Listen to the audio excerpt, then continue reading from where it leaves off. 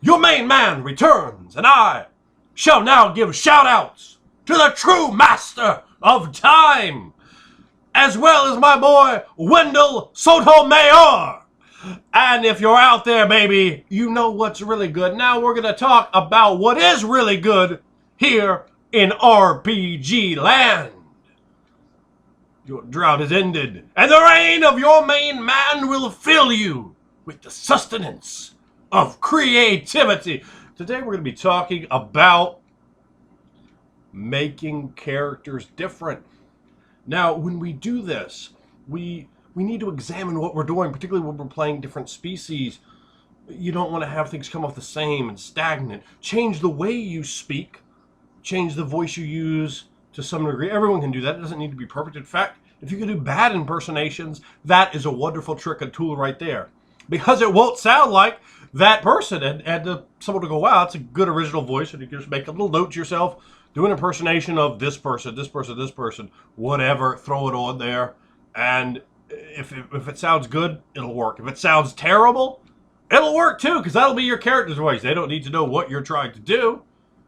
You just use that. You understand? But also you can do other things. Different gestures and mannerisms, facial expressions, bring in idiosyncratic behavior to your character. And all you have to do is write there on your character sheet. Don't worry about the wand of damage of +9 and this short sword of shoe tying. Just worry about your quirks, your tricks of that character, the idiosyncrasies of that character, the personality of that character. And within the Ring of Fire, we talk about making that, bringing it to the loom of creativity.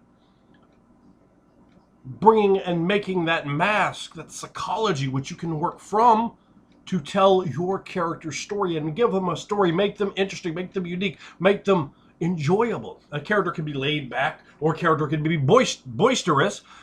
Either way, that's going to be different. And you can play all of these. It doesn't matter who you are. Just get in there and go and give it your best, because your best often is way better than you think it is. You go, oh, I can't do that. Don't hold yourself back. Throw yourself in there. A tidal wave of enthusiasm, RPG, and people aren't going to be like, oh man, that guy was really into character. They're going to be like, oh, that dude was really into character. If you're holding yourself back, cut those strings. Get involved with your character idea. Don't play the same thing all around the world, the same song. Check the video out, baby. It's back there. Don't play the same character. And certainly when you're playing characters that physically look different, that physically have different abilities, like one guy's an elf, the other guy's a Mihagi, the third guy's a troll, the fourth guy's a human. Make them different. Make them sound different, feel different. Make them breathe differently in the imaginations of those around your table, your dining room, your internet experience. That's really where you can get it in such a good way. It allows you to have a repertoire of multitudes of characters.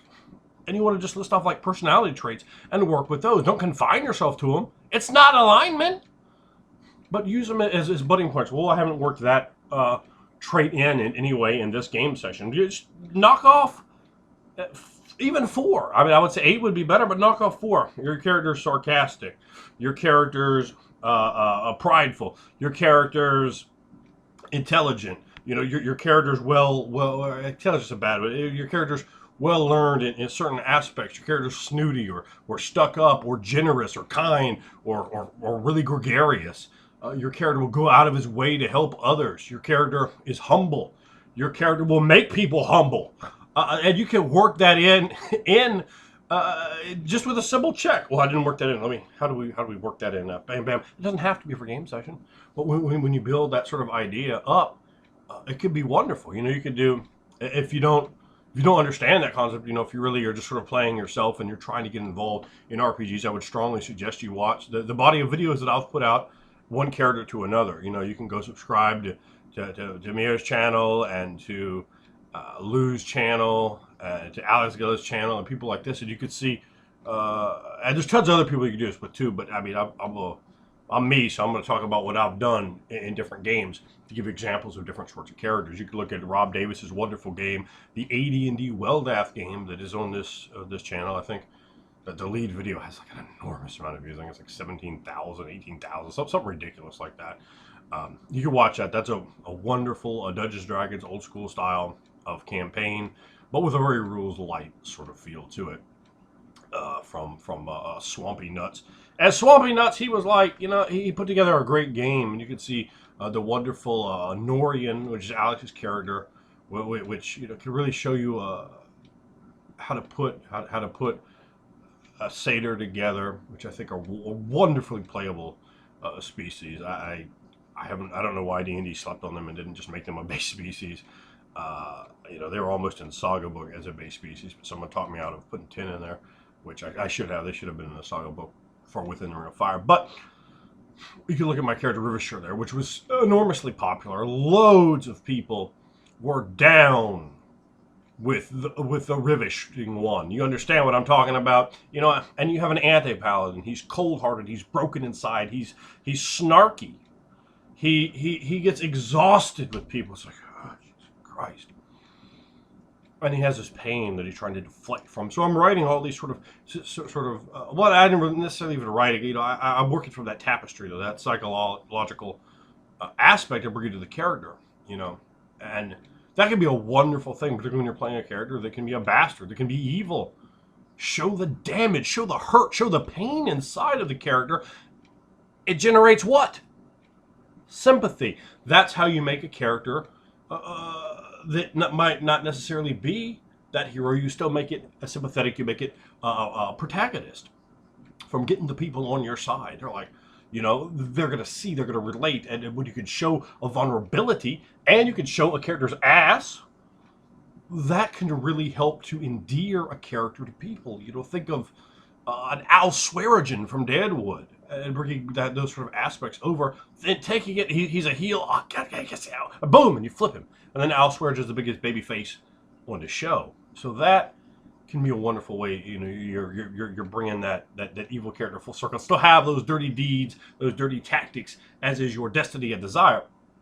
But you can look at that character as one style of character. You could look at Lou's game, Dark Waters, and you could see Zan, the Typhon that I played in there, and he's just boiling with rage, just rage that is so tremendous as towards the end of his life, as he died in the game. He is almost unable to contain it, but at the same time we see he develops these strong ties, these strong friendships with people, as we see this love come up, as he's willing to do things for those he cares about. And we also see how his pride slowly begins to come up from the general humbleness of Typhons, how these elements begin to churn and work together.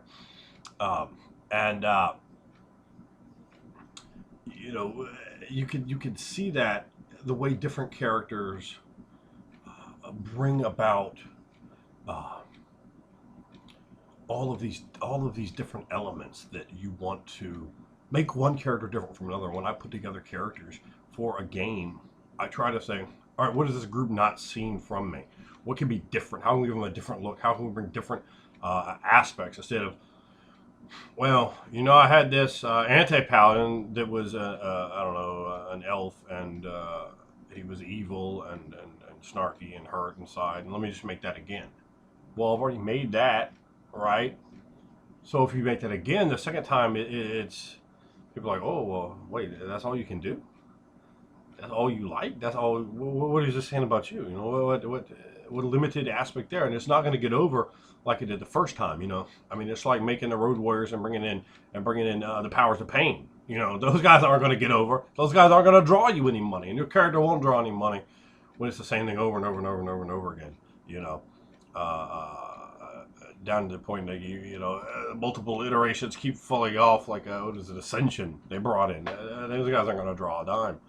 You understand? Not in that look, not in that style. But you want your character to draw money, to be over, to entertain the fans. You want them to go, oh, I really like that character. I like what you did here. That was cool. This was neat. And you can give room to have a bit of twist and to have an interesting aspect there that they might not see coming. Hold things back. Like I said, right in that little list, you don't have to throw everything in there, and you can just kind of foreshadow like an episode 1 something, and then I'm gonna go, okay, I'm gonna keep that back, and then bam, episode 8. Oh, here it is. For me, I often like to play a character that's a magic user, a wizard type of guy, that puts on the airs that makes him look like he's another class. Like, oh, people are like, oh yeah, you're a thief. Oh yeah, you're a fighter. And I'm like, oh, I'm just a straight up wizard, dude, or a straight up sorcerer. But you don't know that. I'm not going to tell them that. And I don't even cast spells. I'll go game sessions without casting spells.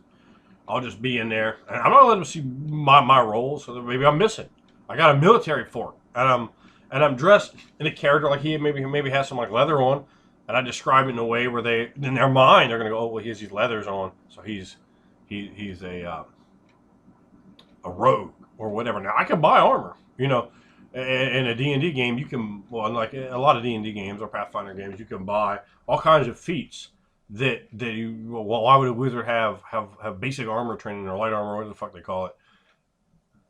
But you can have a backstory to allow you to have that. And you've spent a feat, you have that item or you have that weapon, and then you're going there. You're bringing out a completely different look, and then you can bring in something that is very different to them. Or for example, playing the orc enchanter. I played an orc enchanter in a game, and that character was mad tight.